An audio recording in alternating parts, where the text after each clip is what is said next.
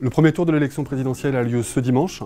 Cette campagne elle a été percutée par la guerre en Ukraine, elle a pris un tour particulier, inattendu. On vous propose de revenir sur 10 moments clés de cette bataille électorale. Une bonne campagne présidentielle pour les écologistes, ça commence toujours avec un verre d'eau.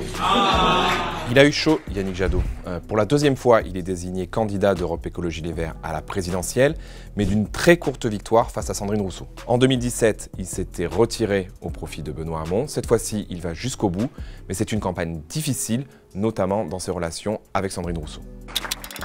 Votre confiance me va droit au cœur, et elle m'oblige. Ce jour-là, c'est le deuxième tour du vote du Congrès LR qui est censé désigner le candidat à la présidentielle. Valérie Pécresse affronte Éric Ciotti. Elle sort vainqueur de ce scrutin. C'est une surprise parce que personne n'attendait Valérie Pécresse comme candidate officielle de LR. C'est la surprise de cette désignation. Elle s'est imposée notamment pendant les débats. À cette époque de la campagne, Valérie Pécresse elle est autour de 17-18% dans les sondages. Elle profite clairement d'une dynamique liée à sa victoire à la primaire. Elle apparaît comme la candidate en situation de contester une nouvelle victoire d'Emmanuel Macron. Mais cette dynamique va très vite commencer à s'effriter. 15 000 Français qui ont bravé le politiquement correct, les menaces de l'extrême gauche. Au lendemain de la victoire de Valérie Pécresse à la primaire LR, Éric Zemmour, qui n'a pas choisi cette date par hasard, a donné rendez-vous à ses partisans pour un grand meeting, un meeting important. Le meeting rassemble plusieurs dizaines de milliers de personnes. L'enjeu pour Éric Zemmour, c'est d'affirmer sa présidentialité, de montrer qu'il est capable d'être à la hauteur dans ce type d'exercice. Mais au-delà de son discours, ce qu'on retient, c'est la violence de certains de ses militants à l'égard de la presse et singulièrement à l'égard de militants des SOS Racisme. L'association avait envoyé quelques militants pour déployer une banderole et la réaction est très violente dans la salle. Des militants de l'ultra-droite, présents pour soutenir Éric Zemmour, commencent à les tabasser. Et la conséquence que j'en tire, c'est qu'il faut organiser une primaire de cette gauche. C'est un tournant de la campagne de Anne Hidalgo ce jour-là. La candidate socialiste annonce le matin sur France 2 qu'elle ne participera pas à une primaire. Mais vous savez très bien qu'aujourd'hui, une union qui serait perçue comme artificielle parce qu'il y a des candidats qui depuis très longtemps sont déclarés, ne fonctionnerait pas. Puis, elle prend un train qui doit l'amener à La Rochelle. Arrivée à Poitiers, elle fait demi-tour. Pourquoi? Pour aller sur le plateau de TF1 annoncer qu'elle participe à une primaire. Le problème, c'est qu'on ne sait pas à quelle primaire Anne Hidalgo fait référence. Elle refuse la primaire populaire et elle n'acceptera un scrutin que si Yannick Jadot y participe, ce que l'écologiste refusera. Et Anne Hidalgo, au final, ne participera à aucune primaire et sera bien candidate à la présidentielle.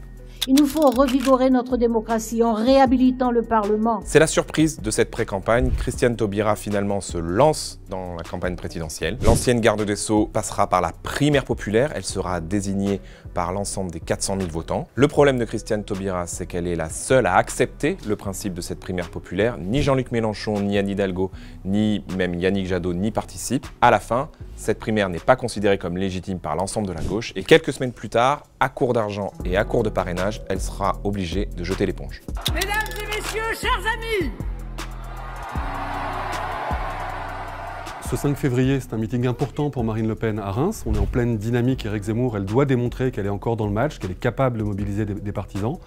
Mais au-delà de son discours, ce qui marque les esprits et ce qui était un peu l'objectif de la candidate RN, c'est la dernière partie de ce meeting. Maintenant, mes amis, je vais prendre quelques minutes pour vous parler de moi. Où elle se livre, où elle met en scène les blessures, les épreuves qu'elle a pu traverser. C'est une façon d'humaniser sa candidature et de montrer que derrière le masque dur de la candidate, il y a aussi une femme qui est prête à se mettre au service des Français. Très vite, j'ai connu la violence politique quand j'étais petite fille à l'école. On m'a fait payer l'engagement de mon père. enfin nous voici tous réunis. Vous m'avez manqué!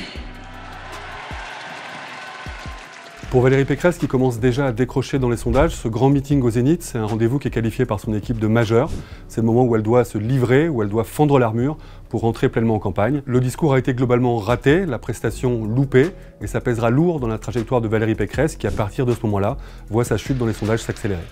Alors, debout!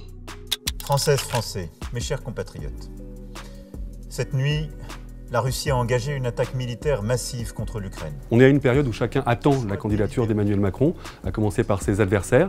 Une candidature tardive qui commence à poser question et qui commence à fragiliser le candidat sortant.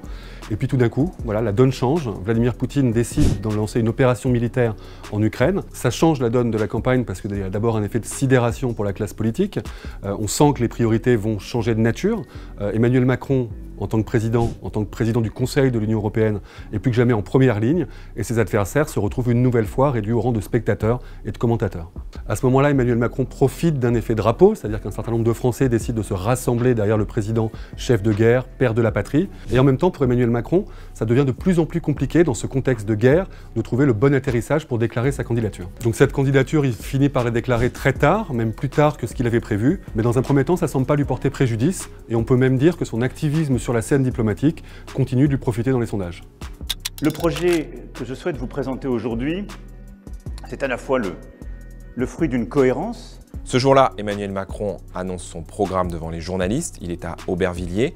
Durant 4 heures, il va parler de défense, mais aussi beaucoup d'économie. On va retenir surtout la retraite à 65 ans, le RSA qui serait conditionné à 15 ou 20 heures d'activité, un positionnement à droite que le président de la République va tenter de corriger quelques semaines plus tard dans son meeting à la Défense Arena, un discours beaucoup plus à gauche pour justifier ses mesures de droite.